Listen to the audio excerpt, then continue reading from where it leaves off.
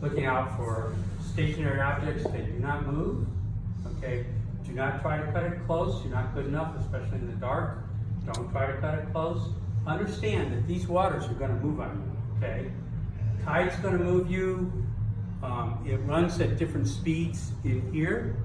It runs at different speeds out here, depending if the tide's in or out. If it's flat, it's going to go at a different speed than it's in here, okay? And it's going to be a different speed over here.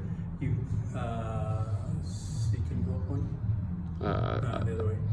The other way. The other way. Down there. Yeah. Okay, this here is very narrow. Very narrow. If he has you in lane 0, you're going to be between the shore and here. Rocks are down here, riprap's down here.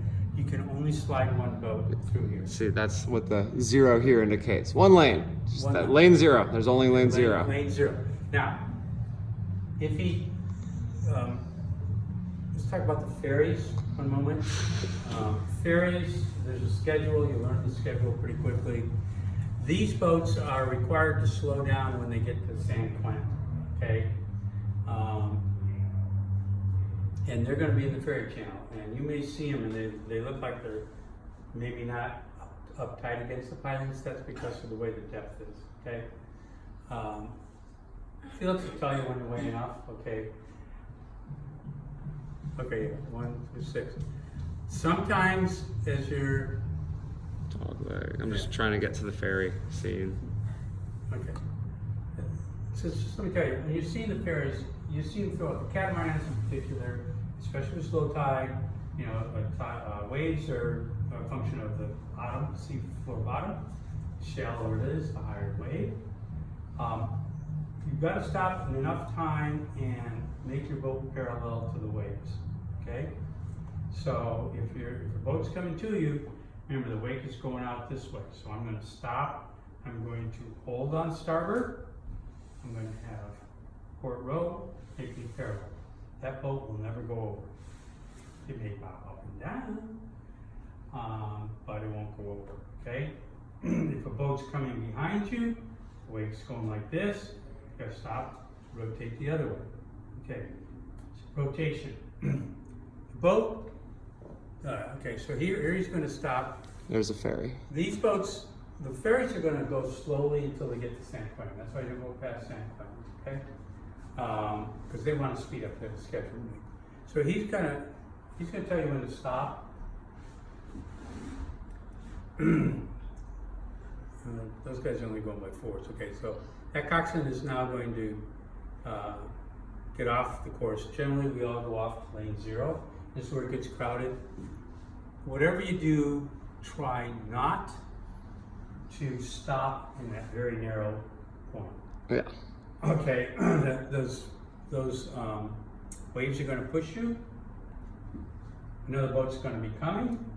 Some of the boats will try to shoot through there. So whatever you do, even if he tells you, you know, weighing off, and you realize you're going to stop in this very narrow part, You can look. go through it. Yeah. Just go a couple strokes faster because it opens up pretty wide, and you'll be safe. Okay. Do not take these waves too close to the shore. They will swamp you. I had a boat last year I was in, get swamped by one of the jerk-ass drivers. They won't sink, but pain in the ass to bail them out when you don't have anything to bail with. Hands don't work very well. Parallel to the waves. Yeah. Go not well through the waves. You're not good enough yet to do it.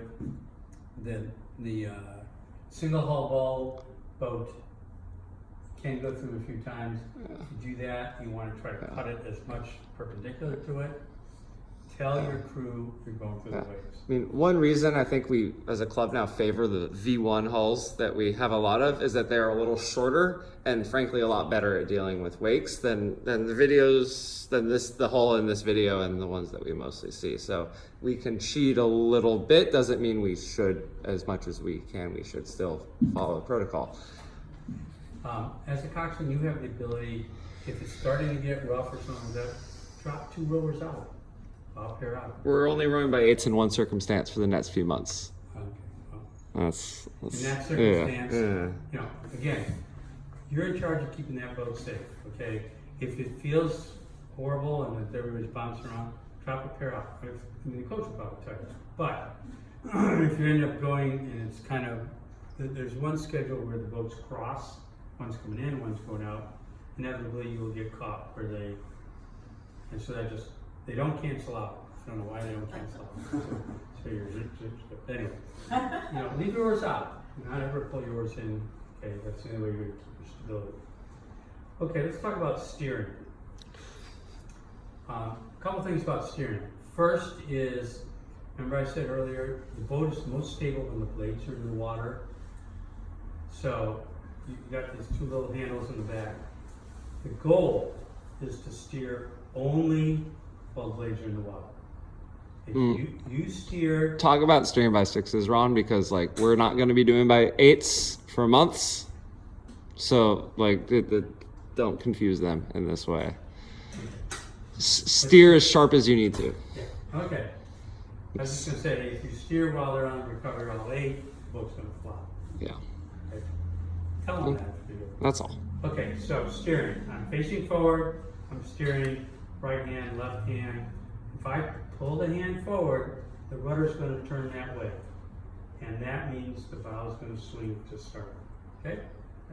The stern is going to go... Sorry, I think you need to start more basic than that. I didn't even know when I first got in the boat that there were these 2 balls that you hold on to. Okay. I don't know, maybe everybody else knows that. That you steer? I did not know that when I got in the boat. It Yeah. was terrifying. So- Someone said, hold on to the balls. balls. And it was like, what balls? And so then it started. Okay, so you get in the boat and there's this wire or string that comes out from behind you. It crosses in front of you. It's one continuous loop. Here, there's generally either handles or some big plastic balls. They should line up. If they line up with your hands, the rudder's straight. Okay, hold on to them as you go out. Don't squeeze on them. You're going to go like that, and the boat's going to go no. Okay, so when you want to turn one way, remember I said it's the stern that moves around, and the bow faces, the way you're turning. Pulling the one forward, and pulling the right, the rudder's going to turn this way. You've seen how small that rudder is. Turns like this. It's going to push the stern this way. Means your bow is going to come around to start. So whichever way you want to turn. Pull your hand forward. Push your hand forward, whatever verb you want to use. Okay? I want to go to port, and the rudder will go this way. And so, as I say, it's the stern going around, which you think in your mind, oh, look, my bow's turning. No. It's your stern that's turning, it's facing it that way. Okay? When you're done with the turn, put it back to 0. Put it back. Okay? Right hand, starboard. Left hand, port. You continuously adjust. Yeah, I do, but you Yeah, there's definitely a skill to it. I mean, the implication of what Ron's saying about the stern turns first is that there's an input lag between when you do something with the steering and when the bow actually starts to move around. Okay. So, that's why I talk about, think of the boat as kind of like a stick with a pin in the middle so you can spin it. So you can actually pressure up on 2 and 4, light on starboard, that will help you turn around. Pressure up on bow and 3, light on port, you're going to turn to port. Okay? So these are things to be able to use to help you get around. If you're making a sharp turn, there's a couple courses we're going to do Head of Lagoon where there's a 90-degree turn, literally a 90-degree turn. I will actually drop out 2 rowers.